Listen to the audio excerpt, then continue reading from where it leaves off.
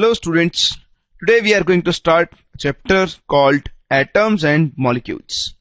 देखो, एटम्स के बारे में आप बचपन से आज तक कई बार सुनते आए होंगे, आपने कई बार एटम्स का नाम सुना होगा। तो आज डिस्कस करते हैं कि एटम्स क्या होते हैं। देखो, ये कुछ पिक्चर्स दिख रही हैं आपको, ये वाटरफॉल है, इसके चारों तरफ पहाड़ वगैरह है। हाँ, ये देखो, ये क्या है? गैलेक्सी। ये हमारी अर्थ। इस दुनिया में जो भी कोई चीज बनी है वो किससे मिलकर बनी है? एटम्स। एटम्स हर जगह प्रेजेंट है। ये वाटरफॉल, ये पहाड़, ये किससे मिलकर बने हैं? एटम्स। ये गैलेक्सी किससे मिलकर बनी है? एटम्स। आप किससे बने हो? एटम्स। मैं, हम सब, और ये हमारी पूरी अर्थ, ये सब का सब किस चीज से बना है? एक बहुत ही छोटी सी चीज जिसे हम क्या बोलते हैं? एटम्स। तो एटम्स हर जगह प्रेजेंट है, चाहे आप अर्थ के अंदर की बात करो, चाहे आप अर्थ से बाहर की बात करो, हर जगह एटम प्रेजेंट है। एटम को समझने के लिए कि एटम आखिर होता क्या है, आपको एक बहुत सिंपल सा एग्जांपल देता हूं। देखो, जैसे ये घर, देखो हमारे घर एक बहुत ही छोटी सी चीज से बनते हैं, जिसको बार बार ज्वाइन करने पर ही ये पूरा घर कंस्ट्रक्ट होता है। बताओ वो चीज क्या होती है? वो चीज होती है ब्रिक्स। ये ब्रिक्स, एक एक ब्रिक को जब आप ज्वाइन करते हो तो आपके पास क्या बनता है? पूरा एक घर। यानी मैं कह सकता हूं कि these bricks are the building unit of a house. अगर ये ब्रिक्स नहीं हो तो आप इस हाउस को कंस्ट्रक्ट नहीं कर सकते हो। सेम इसी तरह कोई भी चीज, मैटर, इस दुनिया में प्रेजेंट कोई भी मैटर, वो भी किससे मिलकर बनती है? एटम्स। जैसे ये मकान, ये हाउस ईंटों से मिलकर बना है, सेम उसी तरह एक मैटर होती है, वो बहुत ही स्मॉल पार्टिकल्स से जुड़कर बनती है। और वो जो स्मॉल पार्टिकल्स होते हैं उन्हें हम क्या बोलते हैं? एटम्स। तो हम सिंपली बोल सकते हैं कि atoms are the building units of all matter. इस दुनिया में जो भी कोई चीज प्रेजेंट है उसकी बिल्डिंग यूनिट कौन है? एटम्स। यानी वो किससे मिलकर बना है? एटम्स से। तो हम एटम्स को सिंपली डिफाइन कर सकते हैं as the smallest building unit of all matter is called atom. वो सबसे छोटी यूनिट जिसके थ्रू सारी मैटर्स फॉर्म हुई हैं उसे हम क्या कहते हैं? एटम। तो बहुत ही सिंपल सी चीज होती है एटम। सिंपल सा कहने का मतलब यह है कि अगर एटम नहीं होता तो इस दुनिया में कुछ भी नहीं हो सकता है। हर चीज किससे मिलकर बनी है? एटम्स से। एटम्स को डिफाइन करने के बाद अब हम ये जानना चाहते हैं कि एटम्स को हम पहचाने कैसे। देखो, ऐसा तो हो नहीं सकता कि दुनिया की हर चीज एक ही तरह के एटम से बनी हो। अलग अलग तरह के एटम्स होते हैं और उनको पहचानने के लिए हम उन्हें एक स्पेसिफिक सिंबल प्रोवाइड करवाते हैं। तो आओ डिस्कस करते हैं symbols of atoms of different elements. अब हम पढ़ेंगे कि कैसे हम अलग अलग एलिमेंट्स के एटम्स को पहचानते हैं। सबसे पहले तो बात करते हैं क्या जरूरत पड़ी कि हम एटम्स को सिंबलाइज करें। देखो, जैसे ये बहुत सारे बच्चे हैं, अगर ये सारे बच्चे एक साथ आपके सामने आ जाए तो क्या आप इन्हें पहचान सकते हो? बोलो। आप इनकी शक्ल देखकर इन्हें नहीं पहचान सकते हो। आपको इनको पहचानने के लिए इनके नाम की जरूरत होगी। हर बेबी को आपको एक नाम देना पड़ेगा। ऐसा ही होता है, हमारे घर में जितने भी बच्चे हैं, बड़े हैं, बूढ़े हैं, सबके अपने अपने कोई ना कोई नाम है जिनके थ्रू हम उन्हें पहचानते हैं। अगर सबके नाम हटा दिए जाए तो आप सोचो वर्ल्ड कितना लोनली हो जाएगा ना। आप किसी को बुला ही नहीं पाओगे। शक्ल देखकर आप कैसे किसी को बुलाओगे? ऐसे बोलोगे ओए, नहीं बोल सकते ना। तो आपको क्या करना पड़ता है? हर इंसान को हम एक नाम देते हैं, उसी नाम से उसकी पहचान होती है और थ्रू आउट उसकी लाइफ हम उसे उसी नाम से बुलाते रहते हैं। जैसे ये सब बच्चे, इन सब बच्चों को कोई ना कोई नाम दिया जाएगा जिनसे इन्हें आगे जाके पहचाना जाएगा। सेम यही केस होता है एटम्स के साथ। ओवरऑल हमारे पास 115 एलिमेंट्स हैं और हर एलिमेंट का अपना एक एटम होगा। तो हम कैसे पहचानेंगे कि कौन सा एटम किस एलिमेंट का है? उसके लिए हमने एक तरीका अपनाया कि जैसे हम इंसानों को नाम देते हैं वैसे एटम्स को क्या करें? हम सिंबलाइज करें। तो एटम्स को सिंबलाइज करने के लिए हम बहुत छोटे छोटे 2-3 रूल्स फॉलो करते हैं। देखो, उन्हें डिस्कस करते हैं। जो पहला रूल है वो ये कहता है कि many of the symbols are the first one और two letters of the name of the elements. हम जो भी एलिमेंट का नाम लिखते हैं उसके या तो फर्स्ट लेटर को या फिर फर्स्ट टू लेटर्स को हम सिंबल की तरह यूज करते हैं। तो ये हुआ पहला रूल। देखो दूसरा rule, first letter of the symbol is always capital. जब भी आप सिंबल लिखोगे तो उसका पहला लेटर हमेशा क्या होना चाहिए? कैपिटल। एक और बहुत इंपॉर्टेंट चीज जो आपको ध्यान रखनी होगी, symbols are taken from English, Greek और लैटिन नेम्स ऑफ एलिमेंट्स। जो भी आप सिंबल्स यहां पे यूज करोगे या जो सिंबल्स आप असाइन करोगे वो या तो उन एलिमेंट्स के इंग्लिश नेम्स हो सकते हैं या फिर ग्रीक नेम्स हो सकते हैं या फिर लैटिन नेम्स हो सकते हैं। तो ये तीन मेन रूल्स को फॉलो करते हुए एटम्स को सिंबलाइज किया हुआ है। चलो हम एक एक एलिमेंट को डिस्कस करेंगे और देखेंगे कैसे हम उसके सिंबल को क्रिएट कर सकते हैं। चलो, एटम्स को सिंबलाइज करने के लिए मैंने एक टेबुलर फॉर्म बनाई है ताकि हम याद रख सकें कि एलिमेंट क्या है, उसका नाम क्या है, उसका सिंबल, कुछ रिमार्क्स जो मैं आपको बताऊंगा और उसका एटॉमिक नंबर। हम स्टार्ट कर रहे हैं with the first element that is hydrogen. ठीक, तो हाइड्रोजन एलिमेंट का नाम भी क्या होता है? हाइड्रोजन ही होता है। और इसका सिंबल, क्योंकि ये इंग्लिश नेम है तो इसका सिंबल होता है H। हम फर्स्ट लेटर भी ले सकते हैं या फिर फर्स्ट टू लेटर्स भी ले सकते हैं, तो सबके लिए अलग अलग है, कोई स्टैंडर्ड नहीं है। हाइड्रोजन के लिए हम कोई रिमार्क नहीं लिख रहे हैं, लेकिन इसका एटॉमिक नंबर कितना होता है? वैसे तो मैं नॉर्मल एटॉमिक नंबर्स को ही फॉलो करूंगा, एक के बाद जैसे 1 2 3 4 5, एक एक को डिस्कस करते हैं। सेकंड जो एलिमेंट है हमारा एटॉमिक नंबर 2, वो है हीलियम। अब देखो, हम H हाइड्रोजन को दे चुके हैं तो हीलियम को हम H नहीं दे सकते, तो इसे हम क्या देंगे? Symbol He। ठीक, एटॉमिक नंबर 3। थर्ड आता है पास लिथियम। लिथियम का सिंबल होता है Li। क्या होता है सिंबल? Li। देखो इनके नेम सेम है। फिर फोर्थ नंबर पे आता है पास बेरिलियम। बेरिलियम, इसका सिंबल होता है Be। फिर एटॉमिक नंबर 5 वो होता है बोरोन। बोरोन, तो बोरोन का सिंबल हम लिखते हैं B, first letter B। Atomic number 6 जो कि होता है कार्बन, और कार्बन का सिंबल तो आप जानते ही हो, C से स्टार्ट से हम लिखते हैं C। सेवेंथ है आपके पास nitrogen. Atomic number 7 is nitrogen. Since ये N से स्टार्ट हो रहा है इसका नाम लिखा हमने N, तो नाइट्रोजन का सिंबल हुआ N। एटॉमिक नंबर 8 वो आता है आपके पास ऑक्सीजन। सिंबल क्या होगा? O। एटॉमिक नंबर 9 वो आता है फ्लोरीन। फ्लोरीन सिंस F से स्टार्ट हो रहा है तो उसका सिंबल क्या बनाया गया? F। Atomic number 10 neon. Since N हम नाइट्रोजन को दे चुके हैं तो इसको सिंबल क्या लिखेंगे हम? Ne। एटॉमिक नंबर 11, ये इंपॉर्टेंट है, इसको हम लिखते हैं सोडियम। क्या लिख रहे हैं हम इसे? सोडियम। देखो मैं इसको अलग कलर से लिख रहा हूं, थोड़ा डिफरेंट कर लेते हैं कलर को। सोडियम।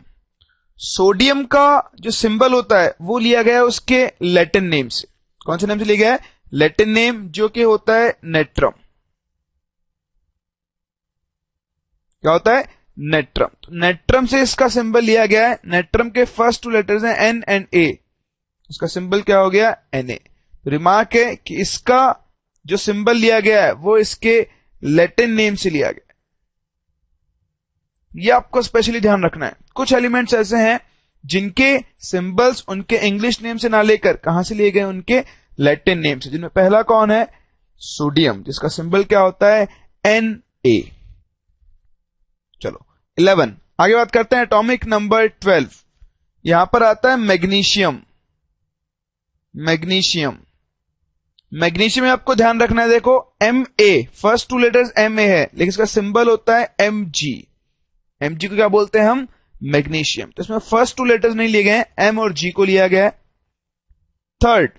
थर्ड जो एलिमेंट है आपका दैट इज एल्यूमिनियम। क्या है? एल्यूमिनियम। और इसका सिंबल क्या बनेगा बताओ? Very good, A and L। इसको हम क्या बोलते हैं? एल्यूमिनियम, यानी Al लिख दिया तो उसका मतलब हम किसकी बात कर रहे हैं, एल्यूमिनियम की।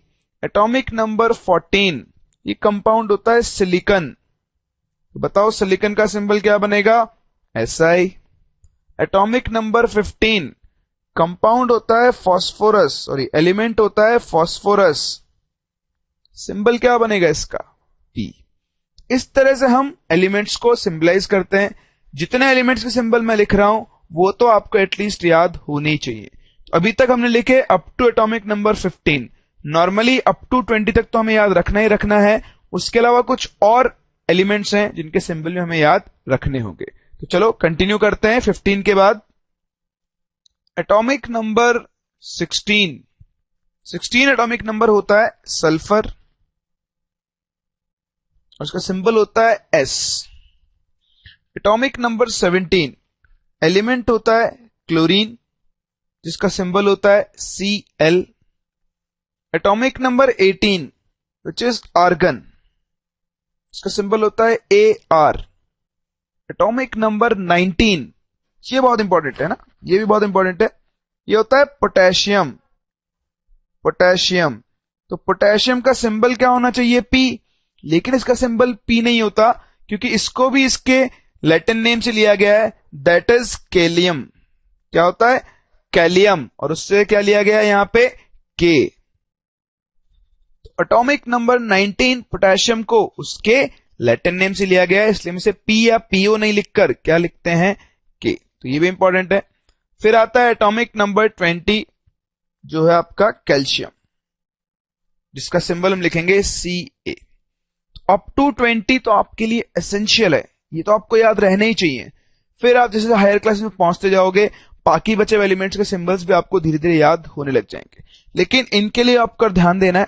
देखो वापस वही चीज, इनको बैठ के आपको रटना नहीं है, आप इन्हें यूज करोगे। जब भी इन्हें यूज करो थोड़ा स्ट्रेस दो, थोड़ा देखो कि S लिखा हुआ है तो S का मतलब क्या है, सल्फर। K लिखा हुआ है तो K का मतलब क्या है, पोटेशियम, जिसका लैटिन नेम क्या होता है, कैलियम। तो धीरे धीरे हम इनको यूज करेंगे, धीरे धीरे हमें याद होते जाएंगे। चलो अब कुछ स्पेशल एलिमेंट्स के बारे में बात करते हैं जिनका इंग्लिश नेम कुछ और है और उनके सिंबल्स कुछ और हैं। जैसे ये था पोटेशियम, एक था सोडियम। इसी तरह एलिमेंट होता है आपके पास आयरन। आयरन का नाम आपने सुना ही होगा, लेकिन आयरन का सिंबल I नहीं होता है, आयरन का सिंबल होता है Fe, जो इसके लैटिन नेम फेरम से लिया गया है। कहां से लिया गया है, इसके लैटिन नेम फेरम से। उसी तरह कॉपर, कॉपर का सिंबल होता है Cu, जो कि इसके लैटिन नेम क्यूप्रम से लिया गया है। किससे लिया गया है, क्यूप्रम। क्यूप्रम से क्या लिया गया, Cu। सेम इसी तरह गोल्ड, गोल्ड का सिंबल लिखा जाता है Au, जो कि इसके Latin name that is Aurum से लिया गया है। एक और होता है कंपाउंड मरकरी, मरकरी का सिंबल होता है Hg। मरकरी का जो सिंबल है वो भी इसके लैटिन नेम से लिया गया है, जो कि है हाइड्रा गायरम। ये मरकरी का लैटिन नेम होता है हाइड्रा गायरम। आपको ये नाम याद नहीं रखना है, आपको तो सिर्फ सिंबल याद रखना है, Hg, दैट इज मरकरी। तो कुछ स्पेसिफिक एलिमेंट्स है जिनको मैंने रेड कलर से लिखा है, इनके बारे में आपको ध्यान रखना है कि इन सबके जो सिंबल्स हैं वो इनके लैटिन नेम से लिए गए हैं। तो अगर आयरन है तो आयरन को हम I नहीं बोलते, हम क्या बोलते हैं, Fe। कॉपर को हम क्या बोलेंगे, Cu। Gold Au, mercury Hg, potassium को P नहीं बोलते, क्या बोलते हैं हम, K। तो कुछ कॉमन एलिमेंट्स हैं जिनके सिंबल्स आपको याद होने चाहिए। बात करते हैं इनके एटॉमिक नंबर की, तो आप इन सबके एटॉमिक नंबर लिख सकते हो। आयरन का एटॉमिक नंबर होता है 26, कॉपर का एटॉमिक नंबर होता है 29, गोल्ड का एटॉमिक नंबर होता है 79, मरकरी का एटॉमिक नंबर होता है 80। इसी तरह एक एलिमेंट और बच गया है जिसके बारे में बात करनी है, दैट इज सिल्वर। सिल्वर का सिंबल होता है Ag, जो इसके लैटिन नेम अर्जेंटम से लिया गया है। चले गया अर्जेंटम, तो वहां से लिया गया है Ag। और इस Ag का एटॉमिक नंबर होता है 47। ठीक, तो ये कुछ कॉमन एलिमेंट्स थे जिनके सिंबल मैंने आपको लिखना सिखाया, और आपको ये सिंबल्स याद रखने, एटलीस्ट 20 तक तो आपको याद होनी चाहिए। उसके अलावा आप जितने याद रख सको उतना ही आपके लिए अच्छा होगा। सिंबल्स ऑफ एटम्स डिस्कस करने के बाद अब हम डिस्कस करते हैं प्रॉपर्टीज ऑफ एटम्स, कि अलग अलग एलिमेंट्स के एटम्स की क्या प्रॉपर्टीज होती हैं। प्रॉपर्टीज ऑफ एटम्स, देखो एटम्स की अपनी कुछ प्रॉपर्टीज होती हैं जिसकी वजह से वो मैटर को भी वही प्रॉपर्टीज प्रोवाइड करवाते हैं। तो आओ डिस्कस करते हैं क्या कॉमन प्रॉपर्टीज होती हैं एटम्स की। सबसे पहली जो प्रॉपर्टी एटम्स की, that is atoms are very small in size. Atoms size में क्या होते हैं, बहुत छोटे होते हैं, बहुत छोटे, मतलब ये इतने छोटे होते हैं कि आप इन्हें अपनी आंखों से नहीं देख सकते हो, बिल्कुल भी नहीं देख सकते हो। अगर हम एटम की साइज की बात करें, साइज ऑफ एटम, उसका ऑर्डर होता है 10 to the power -10 मीटर्स। कितना होता है, 10 to the power -10 metre. 1 metre को तो आप अच्छी तरह जानते हो, ये जो आपका एटम होता है वो 1 मीटर से 10 to the power 10 टाइम्स छोटा होता है। सोचो कितना छोटा होता होगा।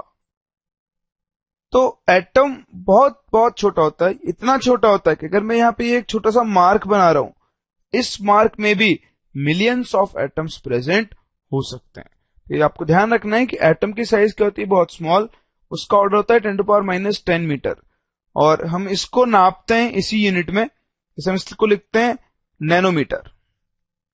नैनोमीटर, देखो नैनोमीटर भी एक यूनिट होती है साइज को मेजर करने की, और 1 नैनोमीटर जो होता है वो 10 to the power -9 मीटर के बराबर होता है। यानी 1 मीटर के 10 to the power 9th हिस्से के बराबर क्या होता है, 1 नैनोमीटर। तो बहुत छोटी यूनिट होती है। दूसरी जो प्रॉपर्टी होती है वो होती है कि atoms of an element are identical. Identical in all respect. एक एलिमेंट के जितने भी एटम्स होते हैं वो सबके सब क्या होते हैं, आइडेंटिकल। जैसे मैं हाइड्रोजन के अगर दो अलग अलग एटम्स को उठाऊं तो दोनों साइज में भी सेम होंगे, शेप में भी सेम होंगे, हर तरह से क्या होंगे, ये same. But the atoms of two different elements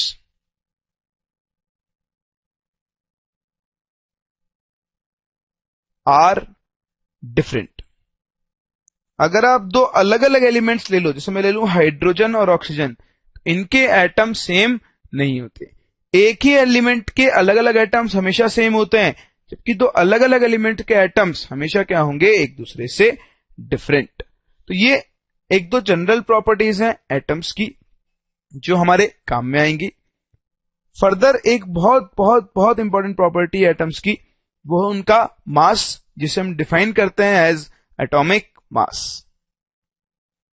देखो एटॉमिक मास, एटॉमिक मास को डिफाइन करने के लिए सबसे पहले तो आपको यूनिट्स को यूज करना सीखना होगा कि कैसे हम मास को मेजर करने की यूनिट्स बनाते हैं। चलो एक एग्जांपल से शुरुआत करते हैं। तो देखो ये हमारे एग्जांपल का एक सेटअप है। मैं आपको पहले सेटअप एक्सप्लेन कर देता हूं। ये आपके पास एक वेट बैलेंस है, ठीक, मैं आपको एक टास्क दे रहा हूं। आपके पास कुछ बॉल्स हैं, सबके सब बॉल्स सेम है, सबका मास भी क्या है, सेम। और ये एक ब्लॉक है, ब्लॉक, इस ब्लॉक का हमें मास पता करना है ना, मास पता करना है in terms of these balls, कि ये अकेला ब्लॉक कितनी बॉल्स के बराबर है। ठीक, सपोज हम बहुत पुराने जमाने में जी रहे हैं, हमें नहीं पता केजी, ग्राम, ये सब क्या होता है, और हमें बस इस ब्लॉक को पता करना है कि इसको हम कैसे, इसका वेट हम मेजर कर सकते हैं। तो बताओ इन बॉल्स की सहायता से या इन बॉल्स की हेल्प से आप इस ब्लॉक का मास कैसे पता करो। तो हम ये टास्क कैसे करेंगे, बहुत आसान है। हम इस ब्लॉक को उठाएंगे और इसे इस वेट बैलेंस पे रख देंगे। और फिर उसके बाद हम क्या करेंगे, हम एक एक बॉल को उठाएंगे और इस वाले वेट बैलेंस पे रखना स्टार्ट कर देंगे। इनिशियली क्या होगा, ये जो आपने बॉक्स को वेट बैलेंस के लेफ्ट साइड में रखा, तो ये पूरा का पूरा लेफ्ट बैलेंस कहां चला जाएगा, नीचे की तरफ। अब आप एक एक करके इन बॉल्स को यहां पे रखना स्टार्ट कर रहे हो। जैसे जैसे नंबर ऑफ बॉल्स बढ़ते जाएंगे, ये बैलेंस फिर ऊपर की तरफ मूव करेगा और तब तक मूव करता रहेगा जब तक यहां पे रखी हुई बॉल्स का वेट इस बॉक्स के वेट के बराबर ना हो जाए। बोलो ऐसा ही होगा, है? जिस पॉइंट पर ये दोनों वेट बैलेंस इक्वल हो गए, हम क्या बोल देंगे कि दोनों साइड मास इक्वल है। और इस टाइम पर हम ये कह सकते हैं कि mass of box is equals to, यहां कितनी बॉल्स है, 5 times the mass of balls. बोलो कह सकता हूं। चलो यहां पे बॉक्स की जगह कुछ और रखते हैं। मान लो यहां पर हम एक बड़ी बॉल रखते हैं और ये मानते हैं कि यहां पर ये 2 बॉल्स और रखने पर ये वेट बैलेंस हो जाता है। अब हम क्या बोलेंगे कि mass of this green ball, mass of the green ball is how many times, 7 times the mass of balls. समझ में आता है आपको? इस तरह से हम किसी भी चीज का मास इन बॉल्स के मास के टर्म्स में कैलकुलेट कर सकते हैं। जब हमें मास ऑफ बॉक्स लिखना है तो हम लिखेंगे 5 times the mass of balls. जब हमें mass of this green ball लिखना है तो हम लिखेंगे 7 times the mass of balls. यानी जब भी हम किसी ऑब्जेक्ट का मास लिख रहे हैं तो हम लिख रहे हैं mass of object is equals to sum n times the mass of balls. कह सकते हैं। तो अगर हम देखें कि हर चीज के वेट में किसका मास आएगा, इन बॉल्स का मास, तो क्यों ना हम इन बॉल के मास को एक यूनिट बना दें। इस यूनिट को आप कुछ भी बोल सकते हो, जैसा इस यूनिट को आप कुछ भी बोल सकते हो जैसा नॉर्मल लाइफ में हम क्या बोलते हैं, केजी। केजी क्या है, एक ऐसे ही ब्लॉक का मास है जिसको हमने क्या मान लिया है, 1 केजी। आप चाहो तो इसको अपना नाम दे सकते हो, आप इसको शाहरुख खान बोल सकते हो कि एक बॉल का मास शाहरुख खान है, तो इस बॉक्स का मास क्या हो गया, 5 शाहरुख खान। इस ग्रीन बॉल का मास कितना हो गया, 7 शाहरुख खान। जो चीज आपको पसंद है वो आप इसको नाम दे सकते हो। तो इस तरह से किसी भी चीज के मास को कैलकुलेट करने के लिए यूनिट्स डिराइव की जाती है। बोला यूनिट्स बनाना आपको समझ में आया? कि जब आपको ये समझ में आएगा तभी आपको एटॉमिक मास समझ में आएगा। ठीक, अब देखो एटॉमिक मास को कैलकुलेट करने के लिए भी हम कुछ ऐसा ही प्रोसेस काम में लेते हैं। हमने जो बॉल्स काम में ली, हमने इनके मास को स्टैंडर्ड मान लिया कि हम इनके रेस्पेक्ट में बाकी चीजों का मास कैलकुलेट करेंगे। सेम ऐसा ही हुआ जब एटॉमिक मास कैलकुलेट करने की आई। देखो हम एटम इतना छोटा होता है कि आप एक एटम का एक्चुअल मास कैलकुलेट नहीं कर सकते। तो आपको एटॉमिक मास कैलकुलेट करना होता है उस एक एटम को दूसरे एटम से कंपेयर करने के लिए। तो जैसे हमने यहां पर एक बॉल को स्टैंडर्ड माना, एटॉमिक मास कैलकुलेट करते टाइम एक स्टैंडर्ड एटम लिया जाता है जिसका मास हमें पता होता है और बाकी एटम्स को उस स्टैंडर्ड एटम से कंपेयर करके उसका मास स्टैंडर्ड एटम के टर्म्स में बता दिया जाता है। समझ में आता है आपको? तो हमने जो स्टैंडर्ड माना है वो है कार्बन 12 एटम। कौन सा एटम है? Carbon 12 atom. तो कार्बन के एक एटम को जिसका मास कितना होता है 12, हमने क्या माना है? स्टैंडर्ड। और इससे कंपेयर करके हम बाकी एटम्स का मास लिखेंगे। तो देखो एटॉमिक मास को कैसे डिफाइन किया गया है। It is the number which tells that how many times an atom of an element is heavier than 1/12 of mass of one carbon 12 atom. Atomic mass क्या होता है? एटॉमिक मास एक number है से n, जो ये बताता है कि एक एटम ऑफ एन एलिमेंट, और सिंपली हम कह सकते हैं 1 atom of an element. Atomic mass क्या होता है? वो नंबर होता है जो ये बताता है कि एक एटम का एक एलिमेंट इस वैल्यू से, कौन सी वैल्यू से? 1/12 into mass of 1 carbon 12 atom से कितना हैवी है, यानी कितने टाइम से। ये कुछ ऐसा ही जैसा आपने भी एक्सपेरिमेंट किया था। आप इस एक बॉल को मान लो ये वैल्यू है 1/12 into mass of 1 carbon 12 atom. ठीक, तो ये हमारी स्टैंडर्ड यूनिट हो गई। हमें जिस भी एलिमेंट का एटॉमिक मास पता करना है उसे हम इस साइड रखेंगे और ये चेक करेंगे कि इसका जो वैल्यू आ रही है वो इस स्टैंडर्ड वैल्यू से कितने टाइम्स आ रही है। जैसे ये मास ऑफ बॉक्स, मान लो ये कोई एक एलिमेंट होता तो उसको कितना लिखते, 5 times the value of 1/12 into mass of 1 carbon 12 atom लिखते। इसको अगर हम लिखते तो कैसे लिखते, 7 into 1/12 into mass of 1 carbon atom. इस तरह से हम इस एलिमेंट के एक एटम का मास इन टर्म्स ऑफ कार्बन 12 लिख सकते थे। यही एटॉमिक मास होता है कि आपके एलिमेंट का जो एक एटम है वो इस वैल्यू के कितना टाइम्स है। ये जो n बना, इस n को हम क्या बोलते हैं, एटॉमिक मास। क्या बोलते हैं, एटॉमिक मास। तो ये जो n होगा यही हमें एटॉमिक मास को डिफाइन करता है। तो अगर हमें एटॉमिक मास कैलकुलेट करना है तो इसका फॉर्मूला क्या बन जाएगा, सिंपली कि mass of 1 atom of an element divided by 1/12 into mass of 1 carbon 12 atom. तो ये होगा हमारा एटॉमिक मास। ठीक, तो आपको सिर्फ इतना ध्यान रखना है कि एटॉमिक मास क्या होता है, ये एक नंबर होता है ना, नंबर होता है जो ये बताता है कि आपका एक एटम कार्बन 12 के 1/12 पार्ट से कितना हैवी है।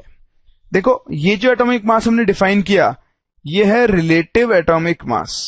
कौन सा मास है, रिलेटिव एटॉमिक मास। और ध्यान रखना इसकी कोई यूनिट नहीं होती है। जैसे मास की यूनिट होती है ना केजी, वैसे इसकी कोई यूनिट नहीं होती है क्योंकि हमने इसे किसके रिलेटिव डिफाइन किया है, कार्बन 12 के रिलेटिव, इसलिए हम इसको क्या बोलते हैं, रिलेटिव एटॉमिक मास। तो देखो अब अगर मुझे अलग अलग एलिमेंट्स का मास लिखना है, फॉर एग्जांपल जैसे हाइड्रोजन का मास होता है, हाइड्रोजन का मास होता है 1 times this value 1/12 into mass of 1 carbon 12 atom. ठीक, ये आप सोच रहे होंगे आपको कैसे पता लगेगा, तो आपको ध्यान में रखना है ना, ये एक्सपेरिमेंटल फैक्ट है, ये बहुत इजी फॉर्म में आ जाएगा। मैं तो ये बताना चाह रहा हूं आपको कि अब मुझे जिस भी एलिमेंट का मास लिखना है वो इसी स्टैंडर्ड फॉर्म के फॉर्म में लिखना होगा, मुझे इसी यूनिट के फॉर्म में लिखना होगा। अगर मैं ऑक्सीजन का मास लिखूं तो वो आ जाता है 16 इंटू दिस वैल्यू। अगर मैं नाइट्रोजन का मास लिखूं वो आ जाएगा 14 इंटू दिस वैल्यू। यानी मैं चाहे जिस भी एलिमेंट का मास लिख लूं, ये जो चीज है, ये जो यूनिट है, ये बार बार रिपीट हो रही है वैल्यू, तो क्यों ना मैं इस वैल्यू को कुछ नाम दे दूं ताकि मुझे बार बार इतना बड़ा नहीं लिखना पड़े। तो इसको हमने नाम दिया AMU, जिसे हम क्या बोलते हैं, एटॉमिक मास यूनिट। क्या बोलते हैं हम इसे, एटॉमिक मास यूनिट। यानी अब मैं हाइड्रोजन का एटॉमिक मास कितना लिख सकता हूं, 1 AMU। ऑक्सीजन का एटॉमिक मास कितना हो गया, 16 AMU। नाइट्रोजन का एटॉमिक मास कितना हो गया, 14 AMU। इस तरह से हम हाइड्रोजन, ऑक्सीजन और नाइट्रोजन के एटॉमिक मास को लिख सकते हैं। तो ये हुआ एटॉमिक मास, हमने डिफाइन किया एटॉमिक मास क्या होता है। और आपको ध्यान रखना है एटॉमिक मास को किसके रिस्पेक्ट में डिफाइन किया गया है, कार्बन 12 एटम के रिस्पेक्ट में। फर्दर देखो, इसको AMU के अलावा U भी बोला जाता है। क्या बोला जाता है, U। तो चाहे आप AMU बोल दो चाहे U बोल दो, दोनों का मतलब क्या है, सेम। ये दोनों ही किसकी यूनिट है, एटॉमिक मास की यूनिट है। तो कुछ कॉमन एलिमेंट्स हैं जिनके एटॉमिक मास आपको याद रखने पड़ेंगे। तो जैसे हम उनको यूज करते जाएंगे वो हमें याद होते जाएंगे। तो एक बार इनकी लिस्टिंग कर लेते हैं। देखो जैसे हाइड्रोजन, हाइड्रोजन का एटॉमिक मास कितना होता है, 1। हीलियम, हीलियम का एटॉमिक मास कितना होता है, 4। Carbon 12, nitrogen 14, oxygen 16, sulphur 32, chlorine 35.5, potassium 39, calcium 40, एक काम में आता है आपके आयरन जो होता है 56, copper 63.5 and zinc which is 65। कुछ कॉमन एलिमेंट्स है जिनके एटॉमिक मास आपको याद होने चाहिए। मैं फिर से वही कहूंगा, आपको बैठकर इन्हें रटने की जरूरत नहीं है। आप जैसे जैसे इन्हें यूज करते जाओगे वैसे वैसे आपको वैल्यूज याद होती जाएंगी। तो इनको याद करने के लिए आपको परेशान नहीं होना है। देखो बहुत इंपॉर्टेंट होता है एटॉमिक मास। आपको किसी भी एलिमेंट का एटॉमिक मास याद है तभी आप इस चैप्टर में आगे कैलकुलेशंस कर सकते हो। इनको याद करने की जिम्मेदारी मेरी है, आपको इनके लिए परेशान नहीं होना है। चलो, ये हुई बात एटम्स के बारे में। अब देखो एक बहुत इंपॉर्टेंट चीज है, एटम्स कभी भी अकेले एग्जिस्ट नहीं करते। कुछ एक एलिमेंट्स का एटम्स अकेले एग्जिस्ट कर सकते हैं, लेकिन हर एलिमेंट का एटम इंडिपेंडेंटली एग्जिस्ट नहीं करता। वो हमेशा एक दूसरे से कंबाइन होकर एग्जिस्ट करते हैं। तो जब एटम्स एक दूसरे से कंबाइन होते हैं तो वो एक नई चीज फॉर्म करते हैं जिसे हम क्या बोलते हैं, मॉलिक्यूल। आओ डिस्कस करते हैं कि मॉलिक्यूल्स क्या होते हैं। See, molecules are formed by the combination of 2 और मोर एटम्स। 2 और 2 से ज्यादा एटम्स मिलकर जो चीज बनाते हैं उसे हम क्या बोलते हैं, मॉलिक्यूल्स। ठीक, तो मॉलिक्यूल्स के भी अलग अलग टाइप होते हैं। जैसे मैं बात करूं हाइड्रोजन, 2 हाइड्रोजन मिलकर बनाते हैं H2 मॉलिक्यूल, 2 ऑक्सीजन मिलकर बनाते हैं O2 मॉलिक्यूल, 3 ऑक्सीजन मिलकर बनाते हैं O3 मॉलिक्यूल, 4 फास्फोरस मिलकर बनाते हैं P4 मॉलिक्यूल। इस तरह से एटम्स कंबाइन होकर अलग अलग मॉलिक्यूल्स बनाते हैं। देखो यहां कितने एटम्स है, 2, 2, 3, 4, यानी हर मॉलिक्यूल में नंबर ऑफ एटम्स सेम नहीं है। इन दोनों में सेम है लेकिन बाकी सब में क्या है, डिफरेंट। तो यहां से हम एक टर्म डिफाइन करते हैं जिसे हम बोलते हैं एटॉमिसिटी। क्या बोलते हैं हम इसे, एटॉमिसिटी। देखो एटॉमिसिटी क्या होती है, simply the number of atoms present in a molecule.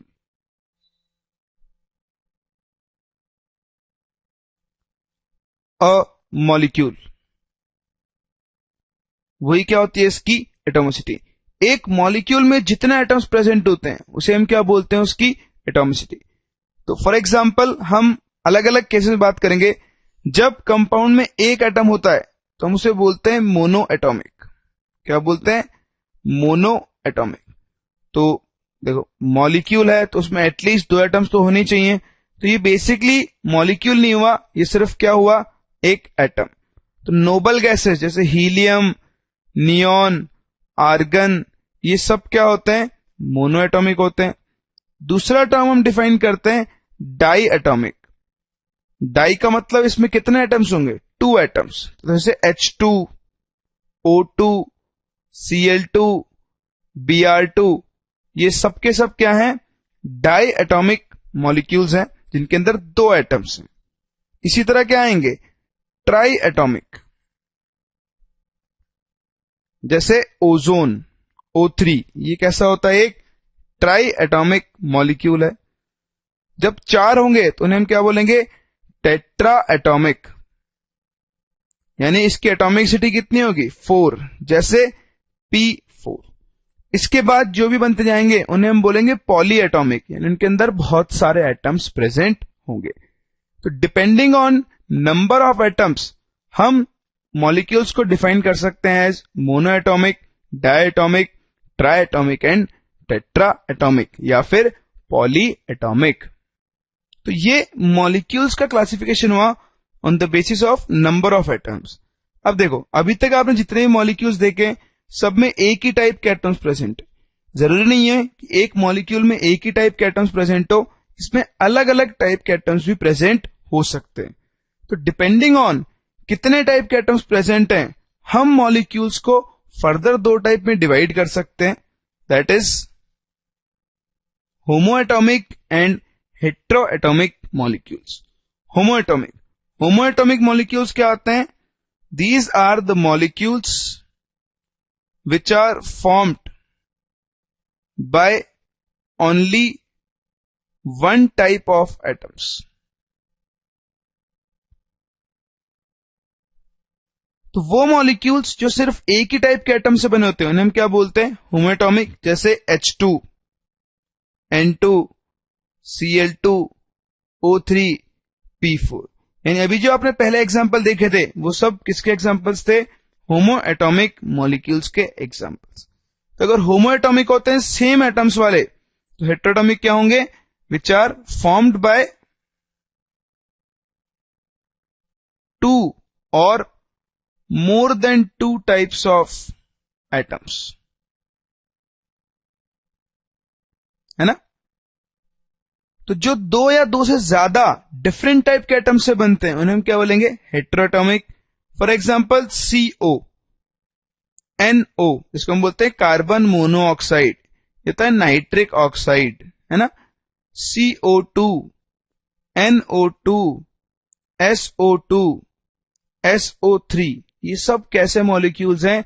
These are हेटेरोएटॉमिक molecules, क्योंकि इनके अंदर दो अलग अलग टाइप के एटम्स प्रेजेंट हैं। अब देखो एक और चीज, यहां बताओ टोटल कितने एटम हैं? एक कार्बन, एक ऑक्सीजन 2, एक नाइट्रोजन, एक ऑक्सीजन 2। इन्हें हम क्या बोलेंगे? Diatomic molecules. यहां देखो, एक carbon, 2 oxygen 3, 1 nitrogen, 2 oxygen 3, 1 sulphur, 2 oxygen 3। तो ये कैसा हो जाएगा? Triatomic molecule. सिमिलरली एक सल्फर, 3 ऑक्सीजन 4, तो ये कैसा हो जाएगा? Tetratomic molecules. इस तरह से मॉलिक्यूल्स को हम दो ब्रॉड कैटेगरीज में डिफाइन करते हैं, एक depending on atoms, type of atoms, और दूसरा depending on number of atoms. तो चलो इस तरह से हमने डिफाइन किया मॉलिक्यूल्स के टाइप्स को। अब एक बहुत ही इंपॉर्टेंट टर्म हम पढ़ने जा रहे हैं। जैसे हमने एटम्स के लिए एटॉमिक मास पढ़ा था, सेम उसी तरह मॉलिक्यूल्स के लिए हम क्या पढ़ने जा रहे हैं? Molecular mass. मॉलिक्यूलर मास की हम एटॉमिक मास की तरह कोई डेफिनेशन नहीं लिखेंगे, हम सिंपल सा एक पॉइंट लिखेंगे, that is the sum of atomic masses of all the atoms present in a molecule. एक मॉलिक्यूल किससे मिलकर बना होता है? एटम्स। फॉर एग्जाम्पल मैं बात करता हूं CO2 मॉलिक्यूल की, तो ये कार्बन और ऑक्सीजन एटम्स से मिलकर बना है। अब देखो यहां पर कितने कार्बन एटम्स हैं? एक कार्बन एटम, और ऑक्सीजन एटम्स कितने हैं? 2। बताओ कार्बन एटम्स का मास कितना होता है? हमने लिखा था 12। ऑक्सीजन का मास कितना होता है? 16। तो अगर मुझे CO2 का मॉलिक्यूलर मास निकालना है तो मुझे कुछ नहीं करना, इसके अंदर जितने एटम्स प्रेजेंट है उनके एटॉमिक मासेस का मैं क्या कर दूंगा? सम। तो एक कार्बन है तो 1 into 12 प्लस 2 ऑक्सीजन है तो 2 into 16। ये कितना हो गया? 12 प्लस 32, दैट इज 44। तो 44 क्या हो गया? CO2 का मॉलिक्यूलर मास।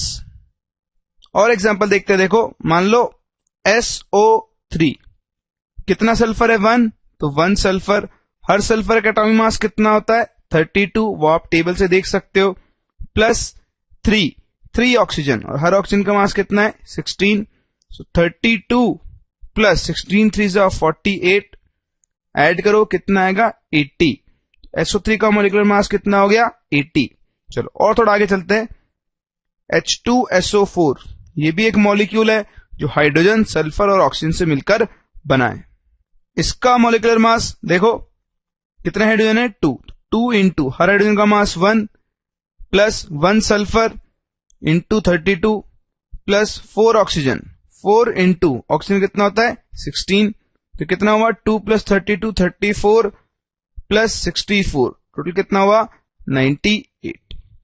इस तरह से हम किसी भी मॉलिक्यूल का मॉलिक्यूलर मास कैलकुलेट कर सकते हैं। आपको कुछ नहीं करना, जो एटम्स प्रेजेंट हैं उनके नंबर के साथ टोटल उनके एटॉमिक मासेस का सम लिख दो, वो ही क्या हो जाएगा? उस मॉलिक्यूल का मॉलिक्यूलर मास। तो इस तरह से हम बड़ी आसानी से डिफाइन कर सकते हैं कि मॉलिक्यूल क्या होता है और हम कैसे मॉलिक्यूलर मास कैलकुलेट करते हैं। चलो